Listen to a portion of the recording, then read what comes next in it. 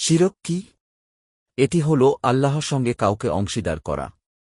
ইসলাম এটিকে সবচেয়ে বড় পাপ বলে অভিহিত করেছে। আল্লাহ তাআলা বলেছেন, নিশ্চয়ই আল্লাহ শিরক ক্ষমা করবেন না, তবে এর বাইরে অন্য যে কোনো পাপ ক্ষমা করেন, যাকে ইচ্ছা। সূরা আন-নিসা ৪-৮।